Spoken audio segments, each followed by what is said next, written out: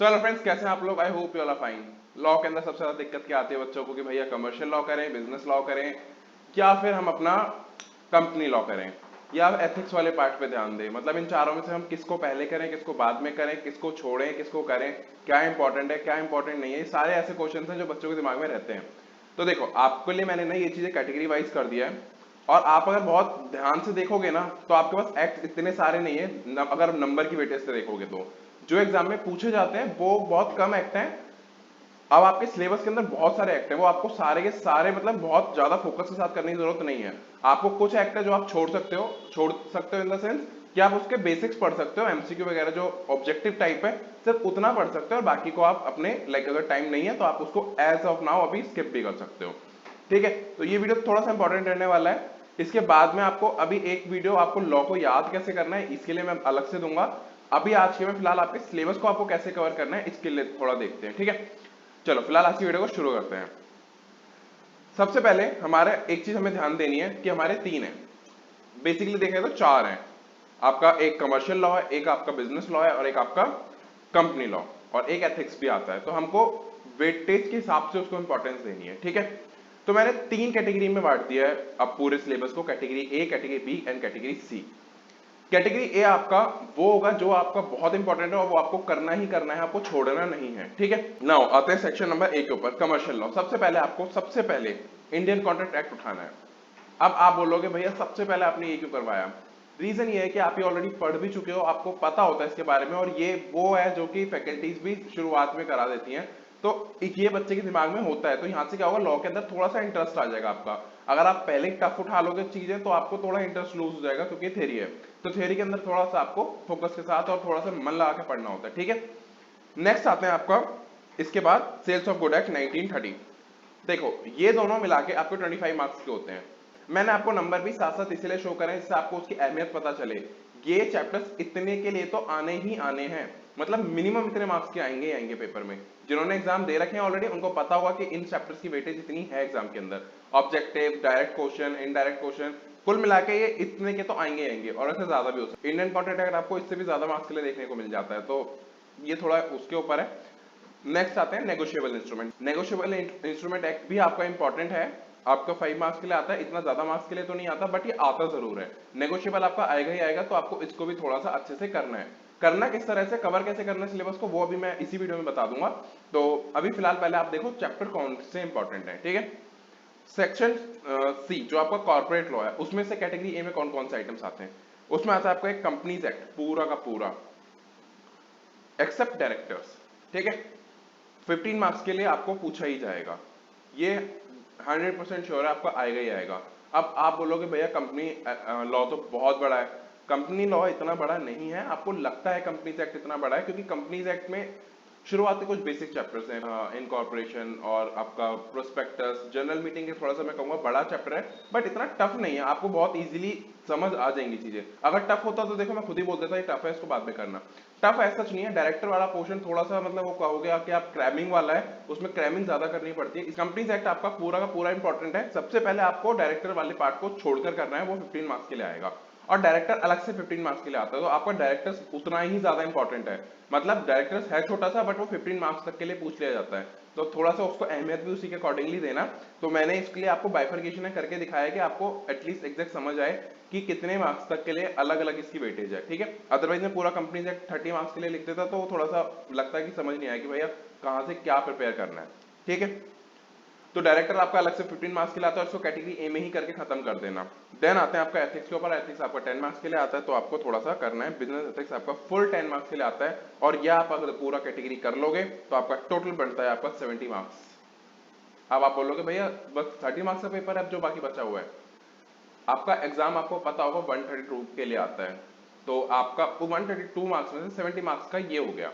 ठीक है, आप कोई भी पेपर उठा लेना आपको इतना ये दिखेगा ही दिखेगा, इसमें से बहुत रेयर होगा कि कोई चैप्टर आपका मिस हो, अदरवाइज ये चैप्टर्स आपको दिखने वाले हैं।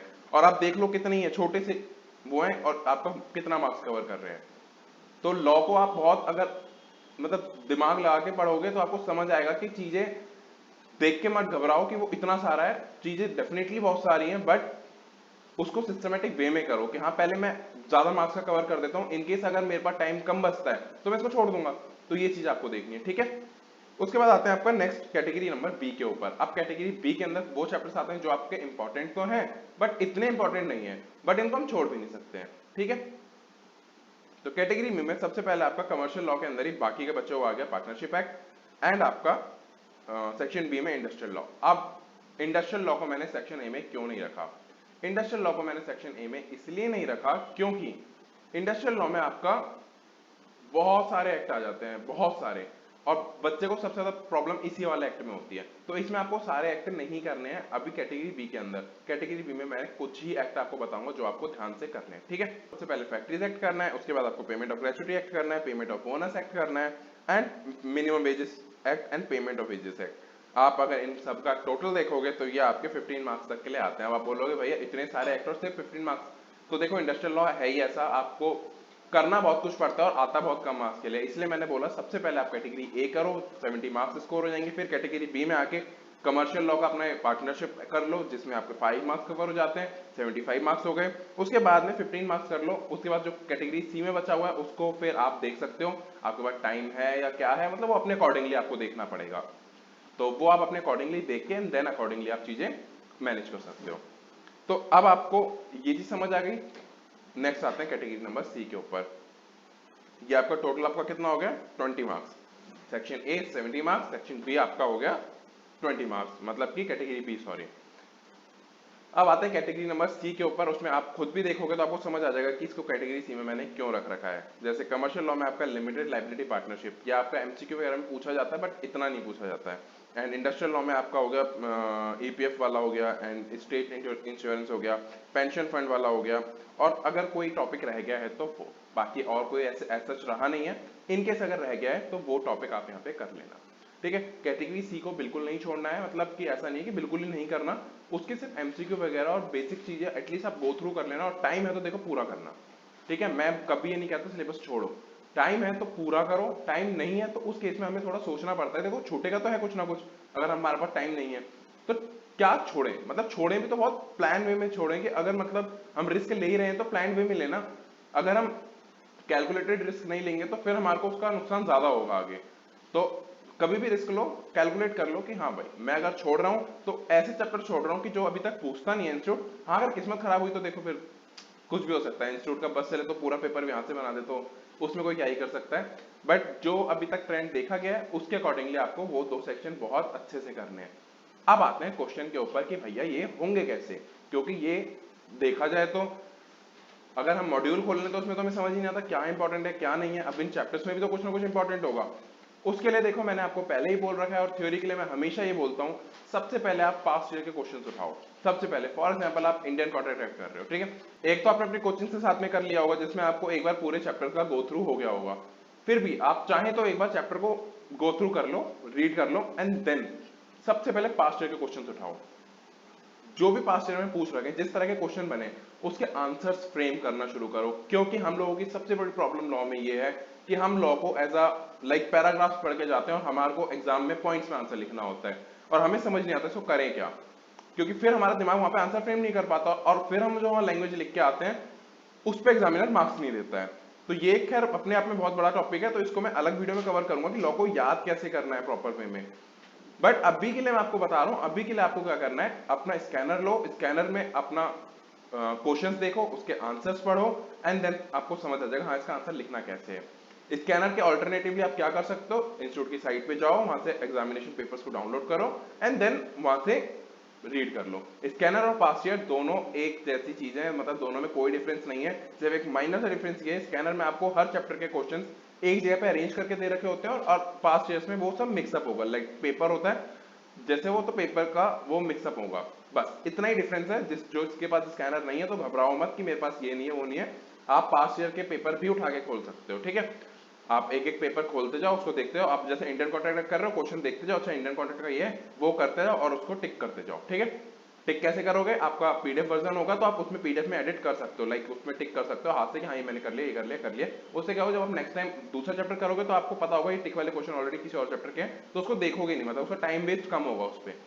तो इस तरह से कर सकते हो। अगर आपका प्रिंटेड वर्जन है तो उसमें तो आप मैन्युअली टिक कर ही सकते हो। मतलब आपके पास ऑप्शंस आ रहे हैं, आप अगर बहुत अच्छे से सोचोगे, दिमाग चलाओगे तो आप हर चीज का बेटर वे में यूटिलाइज करोगे, ठीक है। अब जैसे आपने एग्जामिनेशन क्वेश्चन खत्म करे, इसके बाद आपको एक जनरली चैप्टर में कुछ बचेगा नहीं, क्योंकि इंस्टीट्यूट ने अब तक सब कुछ पूछ लिया। लास्ट 10 साल में जितने क्वेश्चन आए होंगे, 10 साल का मतलब होता है 20 अटेम्प्ट। अगर 20 अटेम्प्ट के क्वेश्चन आपने कर लिया ना, तो मान के चलो चैप्टर में ऐसा कुछ बचा नहीं है अब। फिर भी कुछ ऐसे टॉपिक्स आपके रह गए जो आपने देखे नहीं, या फिर आप खोल के देख रहे हो चैप्टर को, भैया ये तो कवर ही नहीं हुआ इसके अंदर, उसको रीड कर लो, ठीक है। रीड करने से होगा आपके दिमाग में एक तो उसकी अलग इमेज बन जाएगी, वो दिमाग में आ जाएगा तुम्हारे कि हाँ ये वो चैप्टर है जो हमने रीड नहीं किए थे। उसको देख के तुम्हारे दिमाग में आ जाएगी चीज कि अच्छा ये तो वही वाला टॉपिक है जो अलग से मैंने रीड किया था मॉड्यूल से, ये पास्ट ईयर में पूछा नहीं गया था, तो वो आपके दिमाग में जल्दी क्लिक करेगा। तो इसलिए, और आपको मैं क्यों कह रहा हूँ एग्जामिनेशन आंसर्स को याद करने के लिए, क्योंकि इंस्टीट्यूट का जब भी एग्जाम बनाएगा इंस्टीट्यूट, आंसर वही रहने वाला है एग्जाम में सजेस्टेड आंसर्स में, आंसर चेंज नहीं होगा। तो वो जब आप वहां से याद करोगे तो उसका 50, 60, 70% एज इट इज कुछ तो लिख के आओगे ना एग्जाम के अंदर, तो उसके मार्क्स आपके ऑटोमेटिकली बढ़ जाएंगे। ये एक एडवांटेज होता है जब आप क्वेश्चन आंसर फॉर्म में याद करते हो। याद होगा, देखो जब बचपन में आप याद करते थे तो क्वेश्चन आंसर फॉर्मेट में करते थे, तो आप जब एग्जाम में लिखने आते थे आपको याद आता अच्छा व्हाट इज दिस, तो इसका आंसर ये है। हम लोग अभी क्या करते हैं, हम बुक्स उठाते हैं, मॉड्यूल उठाते हैं, डायरेक्ट उसमें ना क्वेश्चन पूरा पैरा का पैरा पढ़ते हुए चले जाते हैं, फिर क्वेश्चन आता है बन के, फिर हमें समझ नहीं आता अच्छा मैं लिखूं क्या क्या, क्योंकि ये तो वहां भी कनेक्ट हो रहा है, वहां भी कनेक्ट हो रहा है। तो ये थोड़ा आपको सोचना पड़ेगा। केस स्टडीज की बात करूं तो केस स्टडी भी जनरली पूछी जा चुकी हैं, बस राम का श्याम हो जाता है, श्याम का राम हो जाता है, इतना वो होता है, इससे ज्यादा डिफरेंस नहीं होता है क्वेश्चंस में। कभी भी आप देखना पास्ट ईयर से आप खोलोगे ना तो आपको समझ आ जाएगा अच्छा ये तो पहले उस वाले में भी पूछा था, ये उसमें भी पूछा था, जिन्होंने करे होंगे उनको पता होगा ये चीज। तो इस तरह से आप याद करो, ठीक है। घबराओ मत, लॉ है, डरने की बात नहीं है, क्योंकि सबको डर इसी में लगता है, बट डरने की जरूरत नहीं है। लॉ बहुत इंटरेस्टिंग है, देखो मेरे को तो बड़ी पसंद है लॉ, तो थोड़ा सा अच्छे से करो इसको और डेफिनेटली हो जाएगा, ठीक है ना।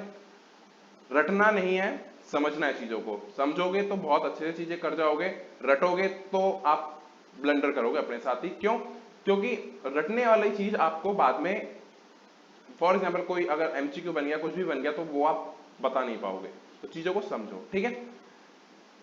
तो चलो बाकी आज का वीडियो थोड़ा बड़ा हो गया है, बाकी टॉपिक्स मैं लॉ की नेक्स्ट वीडियो में शेयर करूंगा, जिसमें आपको कैसे और अच्छे से कौन कौन से पॉइंट्स याद रखने हैं, याद करने में, वो मैं आपको अलग वीडियो में शेयर करूंगा, ठीक है। फिलहाल चलो आज के लिए इतना ही रखते हैं। Thank you so much for watching this video. अगर आप लोग नए हो चैनल के ऊपर, आपको चैनल का कंटेंट पसंद आ रहा है, प्लीज सब्सक्राइब करना चैनल को। वीडियो अच्छी लगी हो तो लाइक करना, कमेंट करना, अपने आपके फीडबैक, अपने सजेशंस, और अगर कोई क्वेरी तो आप वो भी कर सकते हो। आप मेरे से चाहें तो सोशल मीडिया पे कनेक्ट हो सकते हो, इंस्टाग्राम पे और टेलीग्राम पे। टेलीग्राम पे दो हैं, चैनल एंड ग्रुप है, आप तो चाहें तो दोनों भी ज्वाइन कर सकते हो। आप मेरे से पर्सनली मैसेज करके बात कर सकते हो। तो चलो फिलहाल आज के लिए इतना ही रखते हैं, एंड इस वीडियो को शेयर करना अपने फ्रेंड्स के साथ में। मिलते हैं नेक्स्ट वीडियो के अंदर, जब तक के लिए टेक केयर, बाय।